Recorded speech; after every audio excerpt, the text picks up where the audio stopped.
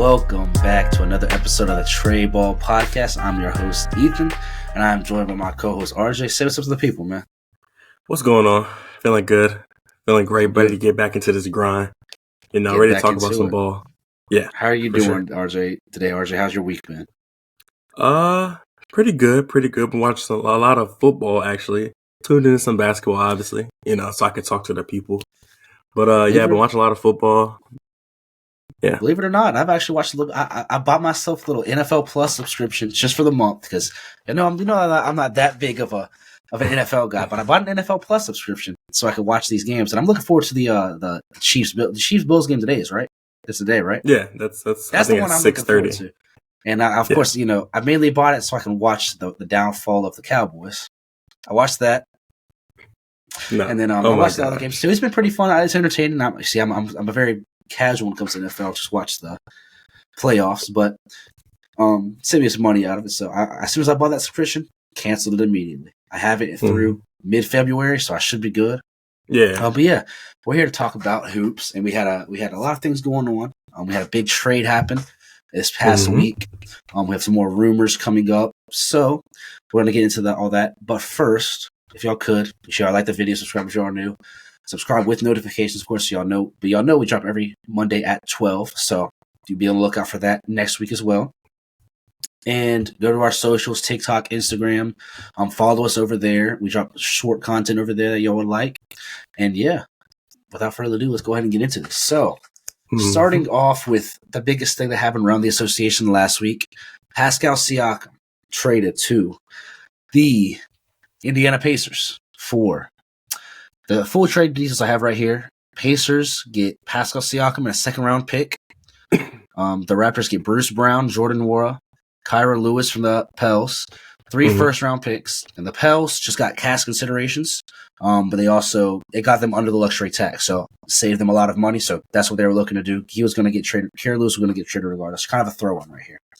So that's good on the Pels' part. And then the two important teams, the Pacers and the Raptors. Now, your Pacers got Pascal Siakam and that second-round pick. Of course, Pascal being that second all-star that they've really been looking for and they haven't had. They're the one team out east that didn't have 2 bona fide stars. Every other team, all these other top teams have 2 guys that are all-star or all-star caliber. Pacers only had 1, and now they have that second guy. And he's also a guy that, he's going to be able to run the floor with him well. He's very good in transition. Obviously, the Pacers are too. You have Tyrese Halliburton. It's another guy that can help them on the defensive side because, he's not any all-NBA caliber defender, but he's an upgrade nonetheless, and he helps them, gives them a little bit of size and versatility on defense.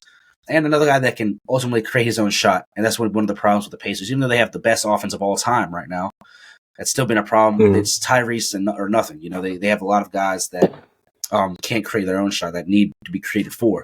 So that helps them a lot. It helps them become a better team out east.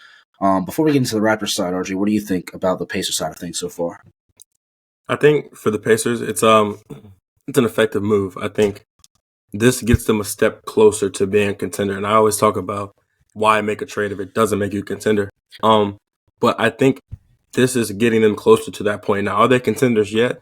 I think it'll be tough to contend in the East, obviously with Boston, with Milwaukee, even if they have to play Philly, how that might go. But I think that they keep getting closer and closer to being contenders. And I don't necessarily know what that one more piece would be. Maybe it's just that both players just developing more. I know Siakam's getting up there in age. What, he's like 28, 27, 28? He's like 30, I think he's 30. Yeah, he's getting to that point. So they'll be a tough team. I think whoever they play, they'll be a tough out. Are they championship contenders? I'd have to say no. But no. Are they a team that could give some people some real actual problems? I'll say yes. So for them, Indiana's been shown like in the past with their ownership, like I don't think being a championship contender is their biggest focus. I think they like to put a competitive team out there. And as fucked up as that might sound to some people, like that's just how it is. And I think that they have achieved their goal in putting a competitive team out there. Yep. And that's not to say I still think they're still building something really nice over here. They have the best one of if not the best young point guard in the NBA right now. They have stuff to build on, and they always develop well, and they do good things. And this is a team that, like you said, they always are that middle of the pack, just wanting to be in the playoffs, put butts in the seat, get that playoff revenue, the things like that. They never really have been the team that you're worried that, they're trying to really push for that championship. And that's necessarily a bad thing. Some of the fans may not want that, but that's what the ownership wants. They got what they achieved. So they did what they wanted to do. They did give up a lot for a guy who's an expiring deal and who still potentially could not re-sign. But I just feel like you're not making that trade unless you know he's going to re-sign. So, I mean, even though they can't necessarily say, oh, he's guaranteed re-signing, I'm sure there's some under the table / highly, highly likely that we're going to be seeing him re-signing a hefty extension with him. But yeah, Pascal, they gave up their 3 first-round picks, 2024 unprotected, 2026 unprotected, and then another first-round pick from 2024 that's like the worst of between 4 different teams of like the Clippers, the Thunder, all these different teams. So it's going to end up being like a 30th pick or something like that, or 25th and or under pick from this year. But 2024 and 2026 unprotected, that those are somewhat valuable, but you'd like to think that the Pacers don't really mind because they have Tyrese Halliburton wrapped up. They're assuming they're going to have Pascal Siakam wrapped up for the foreseeable future. So that 2024 and 2026 first round pick is in their minds going to be in the 20s probably because they expect to be a high seed and a good playoff team. So all in all, they did what they needed to do. They gave up Bruce Brown, who is a quality role player, but at the end of the day, you traded one quality role player because all the other guy you gave up was Jordan Nwora. You're not worried about that. Those picks you're not that concerned about. And you gave up Bruce Brown, who, I mean, if we're asking who's better, Bruce Brown or Pascal Siakam, because that's what we're pretty much looking at it like, it's Pascal Siakam. So it makes them a better team. They did what they want to do. But yeah, we can move on to the Raptors side of things now. What do you think? How do you feel about the Raptors in this? Remind you, they get Bruce Brown and 3 first-round picks. Like we said, those might not be necessarily high first-round picks nonetheless. This is also a team that knows how to draft. They drafted a lot of their guys, guys like OG Anunoby, Norman Powell, Pascal Siakam. All these were late first-round picks. So they know how to draft. They know how to develop. They also got Kyra Lewis, who could be a guy they try to develop with their team. And so how do you feel about the Raptors side of things? I feel like they, again, like they accomplished what they were trying to accomplish. They clearly, when they traded OG and Anunoby, we figured they were about to go the rebuild route, and they continue doing that. Removing Pascal shows me that they're eager to try to not necessarily rebuild because they still have some young pieces with Scotty Barnes kind of leading the the charge there, but I think that they're now committing to a youth movement, and as unfortunate as it is, as good as Pascal is, like he didn't really fit their timeline. Like him being, and in some ways we kind of look at him like a young player because he came on the scene in 2019, like 2018, 2019. 2018, and we saw him be a good player. In those years. But when we saw him doing that, he was like 25. It felt like he was like a younger rookie type of guy, but he was really like a 25-year-old. And so he doesn't really fit their timeline. And as unfortunate as that is for Raptors and for the Raptors and the Raptors fans, like I think that they get better by doing this, better in the long run, right? Because when Scotty Barnes is about to enter his prime, how old is Scotty Barnes right now? Like probably 22, 23, something like that. Probably like 23 or 24. Yeah, but regardless, when he's getting into his prime, 22. Yeah, yeah. So he's 22. When he's getting into his prime, so we'll say like 28. Pascal Siakam will be 36. Like it's just the times don't match up, and I feel like this is a good move for the Raptors. And like you said, even though these picks might not be super high up, it's draft capital. So eventually they'll see the reap the benefits. And like you said, they've shown that they can draft. They've shown that they can develop young talent. So if they get some raw guys, some raw prospects, they've been effective with their G League team, and I feel like they can develop these guys and be good in maybe 5 years, maybe 3 years, depending on how Scotty Barnes takes an upturn and how everyone else keeps playing. So yeah. And I think they're still going to be a good team with the pieces they have. They're still going to be a decent team. They're not necessarily mean playoff or even play in, but they're not going to be. They're always going to be competing for that play in with this team at the very least, and maybe sliding in there, maybe sneaking into the playoffs with this type of team, especially if Scotty continues to develop. So I really like what they did. Like I said, so far the two big trades we've seen, both the trades from the Raptors, I think have been win-win trades so far. when you get 3 first-round picks for a guy who's probably not re-signing with you this summer, and he's an expiring deal, that's a W in my opinion. You usually don't see you get a quality. He got a quality role player and 3 first-round picks for he's a star. This was an All NBA guy, but still, this is it's a big trade for them, and I love it for them. And then I also forgot to mention for the Pacers side, Pascal did play his first game. It was also the first game Tyrese Halliburton back from injury. Pascal had 21, 6, and 3 on 65% shooting, and he hasn't really even fully been acclimated with this team yet. And Tyrese Halliburton was just coming back from injury. They did lose to the Blazers, who is a very bad team. But it's to be expected. You just made a big change. You have a new guy. He's playing his first game. Tyrese Halliburton just came back from injury. So I'm not worried at all. I think this is going to fit like a glove. And I like it for both sides. And the Raptors, I'd like to see them maybe move a couple more pieces here and there, maybe like a Jakob.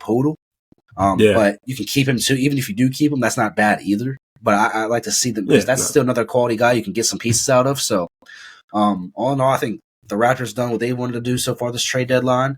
The Pacers did what they wanted to do, and now that Pascal and OG are done, the rest is up for grabs. Now the market has been set, and that kind of moves us into our next portion of the pod today, because we're talking about players who we believe are going to be traded. So I have a couple guys. I can start off this one. I have one guy who, not all of these I'm going to have a full trade built out, but I pretty much have the trade built out for this guy, and that guy is Lauri Markkanen. I believe that he needs to be traded. Now, do I believe he will? Maybe. The Jazz are very weird with that type of stuff. I think Utah's a lot like Indiana, and where like they just want to be able to put a decent product on the floor. I don't know if they're willing to just move away from that and just be terrible. I can't remember the last time I saw Utah just say, "Fuck it, we're going to be bad. We're going to be." So when they did, they drafted Donovan Mitchell. So yeah, exactly. But I think they're going to have to buy the bullet and trade him, because this could be the best package you get. This could be the best trade package offered up for this guy out of any trade package we've seen. Because this is a guy who's on a very, very, very good contract. Let me pull up his contract really fast for you. It's one of the best in the league as far as value. It might be the best in the league. And this is a guy who is on. He's somewhat young. He's only 26, just now entering his prime of his career. He's having another All-Star season. I feel bad because last week we did an All-Star draft. We didn't even mention his name. I don't believe. Yeah, and this is a guy who's averaging 24 and 9 on almost 50, 40, 90. Right? Did you see? I'm sorry. Did you see Grayson Allen's the only 50, 40, 90 guy right now? I did not see that. That's a little crazy. That's insane.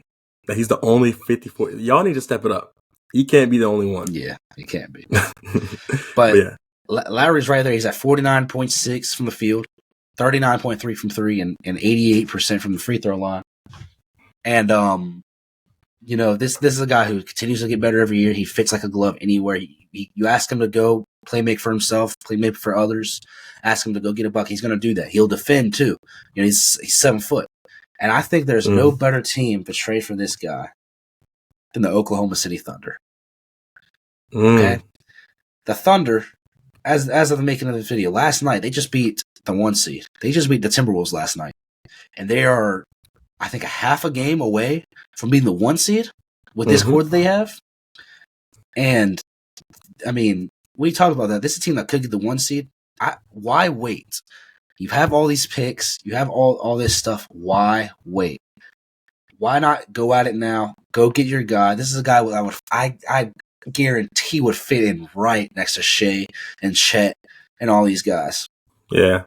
Because, I mean, this is a guy that he's good off the catch and shoot. Very efficient 3-point shooter. He's good off the he's good off the bounce. He can go get his own bucket. He brings you some more versatility with already having all these tall guys in your lineup. And I don't think it'll take a lot. I mean, he's making like $18 million this. He has $17 million this year, $18 million next year. That's a great deal. It's a straight contract. It's not a player option. So you have him locked up for the rest of this year and next year, and can work out an extension for him. So it keeps your money low too. It wouldn't take a lot to get him. And, well, it would take a lot to get him. It wouldn't take a lot money-wise to get him. But it would take a lot to get him for that contract purpose. So who do you think they'd have to get back? I think if I'm the Jazz, I'm asking for at least 4 first-round picks. Yeah, I it's think really he's just worth because they that. got him though. Because the Yeah. Thunder, that's their main piece of capital is the draft capital because they have so many picks. And I'm asking for at least 4 first-round picks, maybe even 5. If I think about it like this, if Pascal Siakam he's an expiring deal and he's got 3 first-round picks, this guy has another year and a half on his contract, and arguably is a better player than Pascal Siakam right now. Mm-hmm. And he fits like Pascal Siakam fits a lot of teams, but he doesn't fit every team, right? This guy, Larry Markkinen, could fit any contender team in the NBA. He could fit on. He's on a cheaper contract, wrapped up for longer years. Is a bit younger. I mean, I'd give up, and if I'm the Thunder, I'd give up 5 first-round picks for him. I'd think about it, and then I'd say 3 or 4 first-round picks, and Josh Giddey gets it done, in my opinion. The Thunder have contract space too, so I mean, the money isn't really a big issue with them. If you can give up, and even if you need to have some fillers, you can put a Larry Markkinen, and then you can even throw in another bad contract if you have any on the Jazz. Whatever you want to do. I'll throw in 5 first-round picks if I'm Sam Presti. I'll throw in Josh Giddey as well. Because Josh Giddey, as much as he is a decent young player, he just doesn't necessarily fit this team as good. As we bring him up, I don't know if anyone's taking him off their hands. He would definitely fit in right in Utah. Yeah, he would. He's definitely a Utah type of player. Yeah, he is. But I mean, all that gets it done. I think if you give up Josh Giddey, I don't think if you give up Josh Giddey and all those at least 4 first-round picks, I think that's all you need to offer. I don't think any other team's giving up a better package, honestly. That nobody else has the draft capital that the Thunder have. So I think every team should be calling and attempting an offer for Larry Markkinen. But I think the Thunder need to jump. I mean, you just beat the number 1 seed out west. You're looking like the best team in the West right now sometimes. And you're about to be the 1 seed. And you have a chance to get another All-Star without giving up. I mean, half the time Josh Giddey doesn't start for this team. Right? Yeah. He's still a good player and he has moments, but sometimes he'll have a 20-piece, sometimes he'll have 5 points.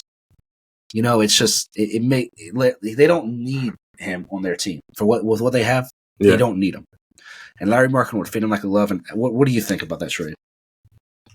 I love that trade. I feel like with how the way the West is constructed right now, a team like that can make it to the finals. We saw.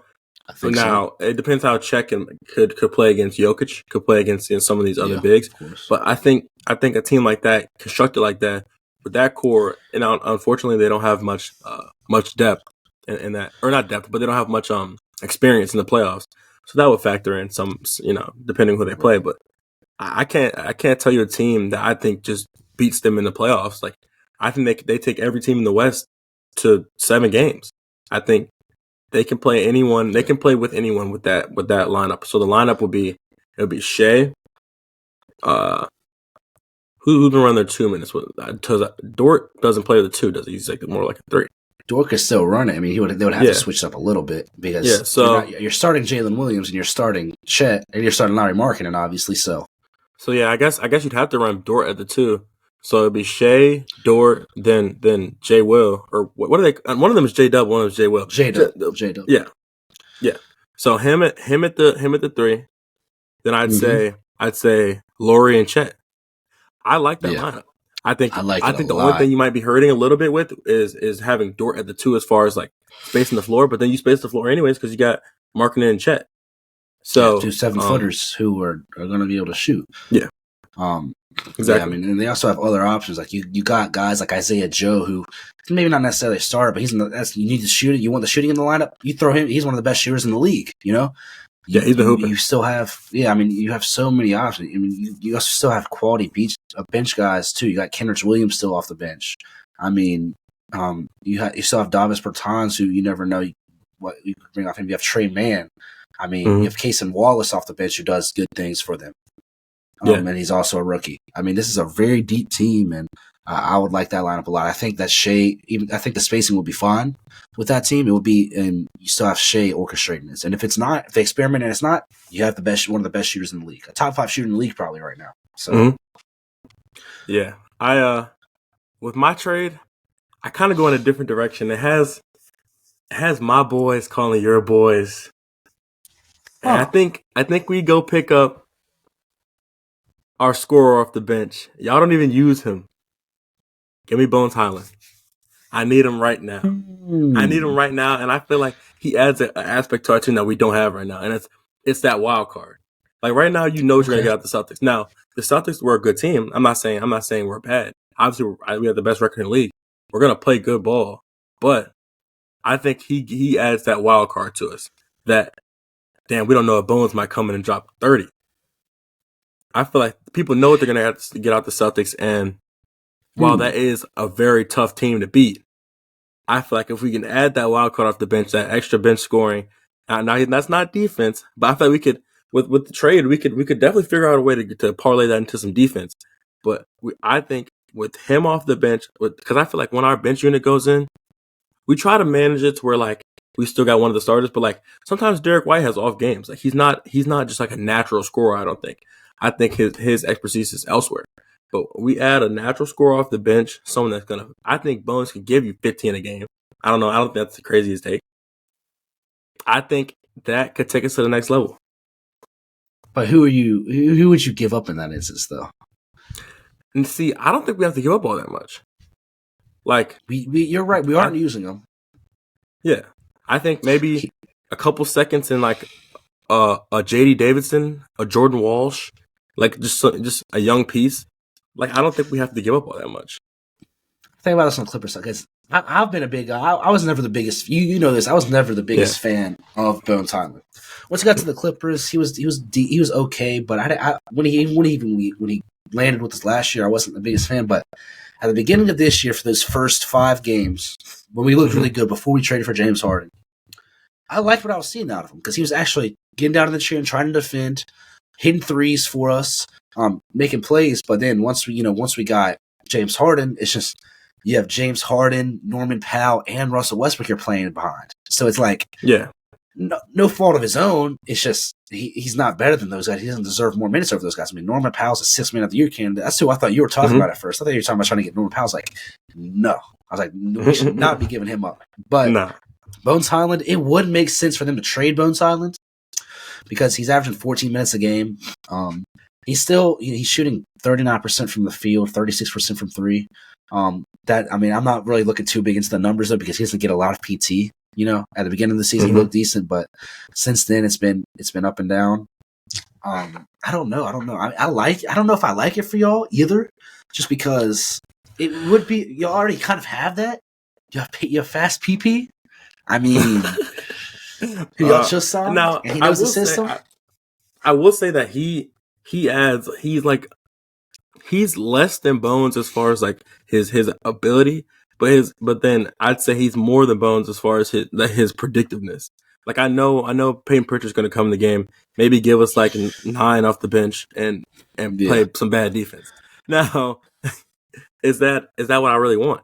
To me, as a Celtics fan, as someone that I feel like I know ball, I'd say that I'd rather have a guy that, hey, Bones might come in the game and shoot 1 for 12.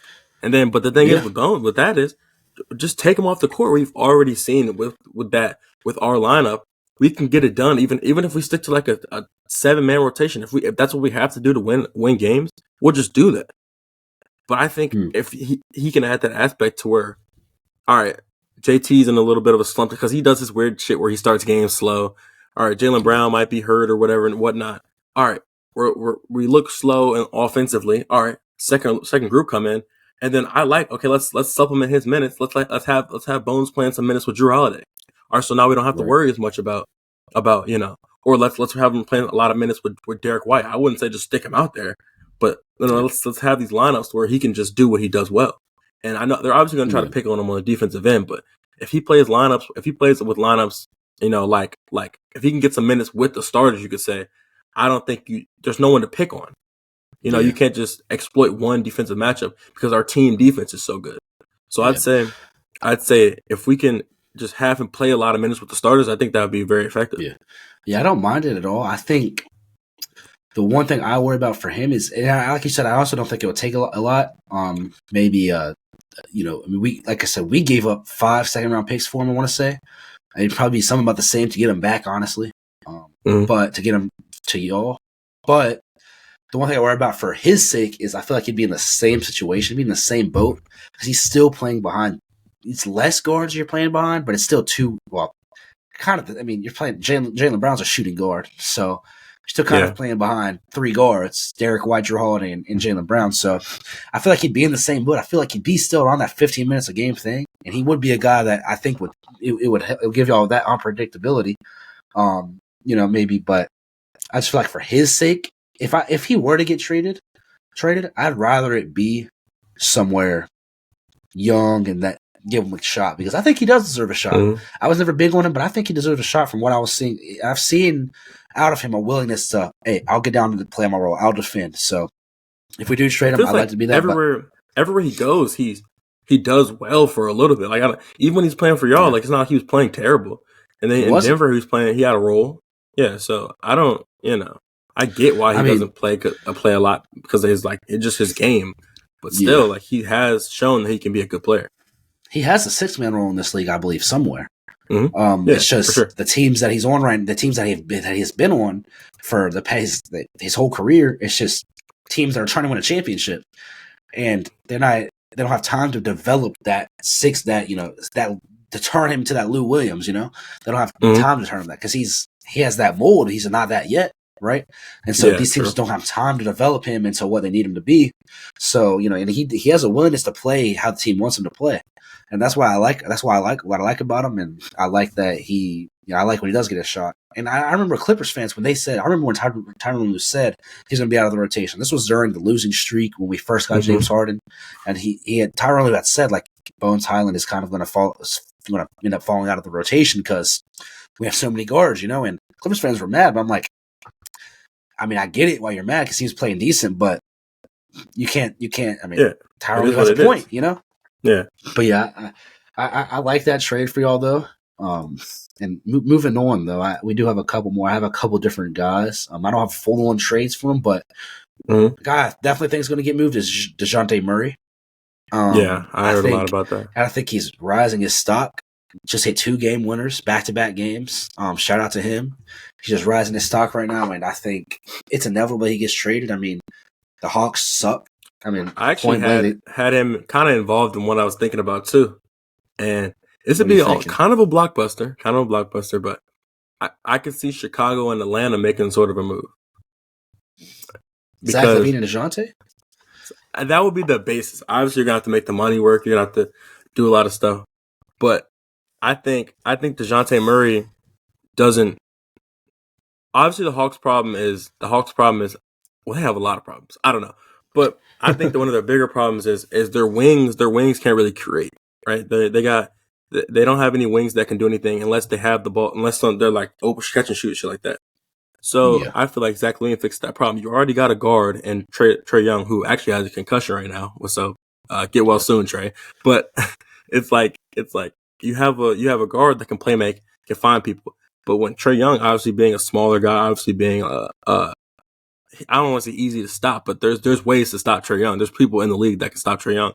I feel like having a guy like Zach LaVine could be I think he's an effective second option for them. And I think they get better that way.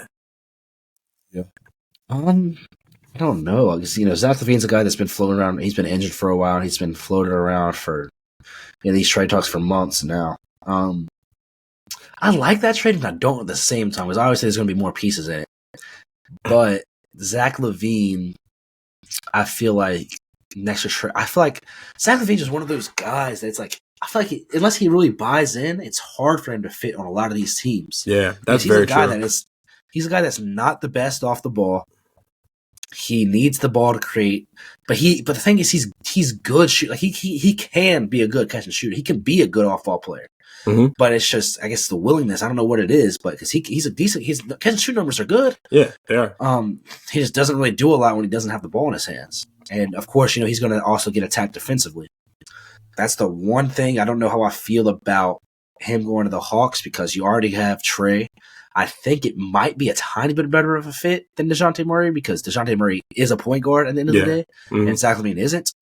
But Zach LaVine is also worse defensively than DeJounte. DeJounte isn't what he used to be defensively, but you're not improving. Now, unless you're somehow getting like Alex Caruso in this deal too, that could be something to think about for the Hawks. That's he's a guy that should be moved. It just depends.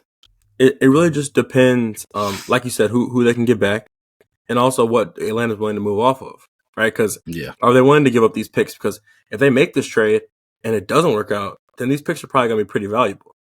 Yeah. But, it just depends how they feel. Do they feel like this makes them a contender? Do they feel like this makes them closer to reaching their final goal? I don't know. Yeah. And also, like, some of their players, like, are they willing to move off of a Jalen Johnson? Are they willing to move off of maybe like a Sadiq Bey?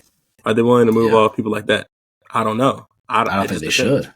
Yeah, I don't necessarily think they would be, but I just think they should try to evaluate their situation, and I think this could be a good move. And Zach LaVine, I also had another one I was thinking about, and this is a weird fit. And it goes back to what you said. Like, I don't know if he'll buy in, but I feel like Brooklyn needs someone that could score. I feel like a lot of their problems are predicated off not putting the ball in the hoop. I know their best scorer right now is Mikal Bridges, who, again, a guy like Derek White, who's just not like a natural scorer. Like, he can score the ball. Obviously, he's an NBA player, but I don't think he's a natural scorer. He's not one of those. He's not a volume scorer. I think if you put Zach LaVine on that roster, now, can you get him to buy in? That's the big problem. But if you can get him to buy in, I think they get significantly better. But again, it goes back to, that'd be a fun team too. They're fun, but it goes back to, who do they give up? Because again, if it doesn't work, those picks are going to be really valuable. They're going to be terrible.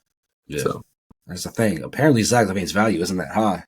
Who knows where he is going to go? You've seen the Kings talk, you see all these other teams talk, but another, with DeJounte Murray, I want to see him be traded to a team, and I want him to be the lead guard of that team. I think he's so much more valuable as the lead guard. I knew, like, this whole Atlanta thing, I was so skeptical of it when it happened, and as we see, a year and a half later, it's not working out, Yeah. And they traded all those picks for him, and now they're going to get back probably significantly less because his value is not as high anymore. So I want to see him. You hear the Lakers talk. The Lakers actually have good packages for DeJounte Murray. I can't lie, because you can give up a lot of those wing defenders that they have. Guys like Jared Vanderbilt and Taurean Prince. I know these aren't stars by any means, but I think that makes the Hawks a better team. Yeah, it does. You get a defensive guy like Jared Vanderbilt, and you pick up another guy like maybe even Austin Reeves, or you get somebody like Taurean Prince, Jackson Hayes. These are guys that would make the Hawks a better team. And while the Lakers don't have that many picks, they have quality role players that don't all fit. They don't all fit with the Lakers, but they would fit in this Hawks system, I believe. And they would make the Hawks significantly better defensively. While I think it'll make the Lakers maybe better. I mean, DeJounte Murray going over there, he'd be the point guard per se, but I don't like it as much for DeJounte. But for DeJounte, if I'm thinking about his sake, send him to a Brooklyn Nets. Yeah, I would let him kind of send him to be himself. Yeah. So I mean, but I do want to see him get traded somewhere, be the lead guard. I do have that one more. I didn't mention Alex Caruso. I think it's a lock he gets traded, in my opinion. I think the Bulls are stupid if they don't, because they can get a lot out of him. They're at least getting a first-round pick, and that's for a role player. You're at least getting a first-round pick out of Alex Caruso. And you don't know those guys that will fit on any team. Any championship team will take him. The Nuggets will give up multiple first-round picks right now for Alex Caruso. I guarantee it.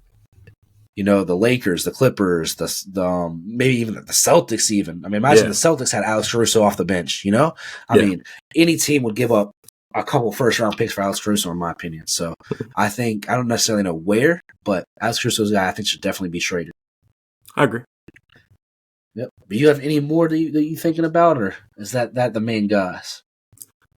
I think those are the main guys. I feel like anyone else, while they might be like DeMar DeRozan could get traded, but I don't see him going to a contender. Like, I don't think he would go anywhere. Contracts. Yeah, it's just it's one of those moves where it just I don't think that works. I don't think that he goes anywhere and it's like, okay, that it makes a difference. So out of anyone that I feel like is worth mentioning, I feel like that's it. Yeah. All right, we can move on to our question of the day portion of the pod. Question of the day today is regarding the Cleveland Cavaliers. I feel like we have not really given them a lot of love on this podcast this season. Mm-hmm. So I want to make sure to detail them because my question is, are the Cavs a legit threat out east? Now, before you answer, RJ, they have been we all know they've been without Darius Garland. They've been without Evan Mobley. They'll still be without them for a little while. But throughout all that, they're on a 7-game win streak right now. Mm-hmm. Donovan Mitchell's playing great. Jared Allen should be getting some all-star love. He's been playing great. He's looking like how he was looking before they got Donovan Mitchell. They have the second best defense in the league right now, which we expected that, but we didn't expect that when their best defender went down in Evan Mobley. But they're still the second best defense in the league. They're middle of the pack offense, a little below average at 18 of an offense right now. But they're without all these key guys, 2 all-star caliber players, and they're still winning.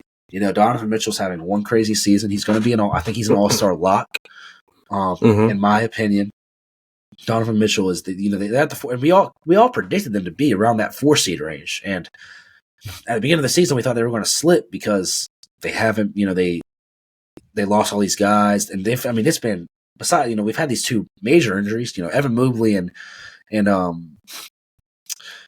Darius Garland. They got injured like the same day. Like the news about how they would be, how long they'd be out dropped like the same day. Like that was that was like one day for Cavs fans. But they just have all these guys stepping up. Craig Porter Jr., a guy that came in who was a second-round pick or undrafted, and he's came in and he's been one good player for them. You still have Dean Wade playing decent for him. Max Strus and Georges Niang. These are 2 signings we liked because they need a wing, they need shooting, and they're doing just that. Playing defense, shooting well. They just have all these guys that are playing so good. And, of course, you have Karis LeVert, who sometimes is off, but he does what they need him to do. And this is a team that is playing very well. Your star players average 28, 6 and 6 on efficient shooting. I like what this team's going on. I predicted them to be a top 4 seed before we had the Pacers come along. But they're still they're the 4 seed right now. They look really good. Yeah. And how do you believe they are a legit threat out east? You said that we haven't been giving the Cavs much love. And if it's coming from me, it's not gonna be love. I'll be honest. They do not have enough, in my opinion. I think they have enough to beat teams like like the Knicks. That they could beat the Pacers.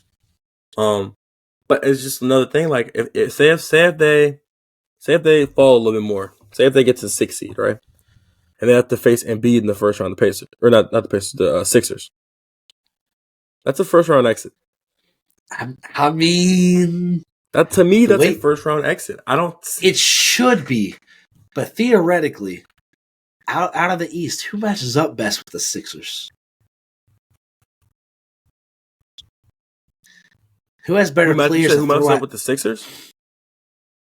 Yeah, I think the team that matches up the best with the Sixers is probably the Bucks because they got so many bodies they can throw at.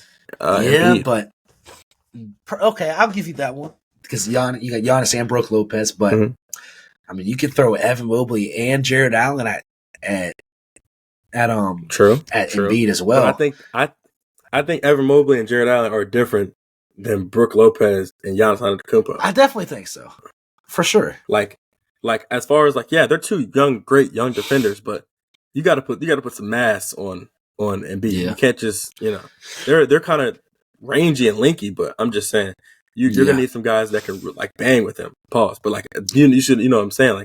You can't have someone that's just get their hands up. They're gonna get bodied. So but theoretically, I think that should be a first round exit if they were to go against the Sixers. Theoretically, but I could see a world where they beat the Sixers. Now, Bucks and Celtics, I don't know if I can see that. Yeah. But they're a 4 seed right now. If they can, their players come back and they continue to play how they've been playing, and they can hold a top 4 seed, and say we see a rematch from last year, the Knicks. Yeah. I went with the Cavs last year. The Knicks won, of course. The Knicks are a better team now, but I don't know, man. I feel like last year might have just been a fluke year. I mean, Donovan Mitchell didn't have the best series, but usually Donovan Mitchell was a generational playoff player, man. Yeah. I mean, they have the experience under their belts now. I can see a world where they're getting to the second round. If you're getting to the second round, I think that makes you somewhat of a legit threat, in my opinion. I mean, I'll agree with that. If what you mean by real threat is second round, okay, yeah, I'll give you that. But I don't see them beating Philly, the Bucks, or my Celtics. I couldn't see it happening. That's the thing. And if I didn't see if that's the case, I want to say they're a legit threat. But I could see a world where they beat the Sixers. As good as the Sixers have been playing, I have to take into account what I've been seeing the past however many so years with Joel Embiid in the playoffs. Now, it's a lot of that injury. I believe yes, but I have to take that into account. And now, of course, last year we had the lights are too bright by Jared Allen. You know, the Cavs were terrible that series, but I can see a world where they can beat the Knicks. I think they can beat the Heat. I think they can beat the Pacers. As much as I love the Pacers, and you know, the Pacers are another team that they're a 7 seed right now, but they're the team that can also beat one of those top guys. I think too. Yeah. Now, Milwaukee and Boston are different animals in the whole league altogether, but I like this team a lot. Yeah, I agree. Now, do I like them? I feel like they're a good team. Of course, I feel like I'd be insane to just say they're not a good team. I feel like they're maybe like one of the 8 best teams in the league. But when fully healthy, obviously.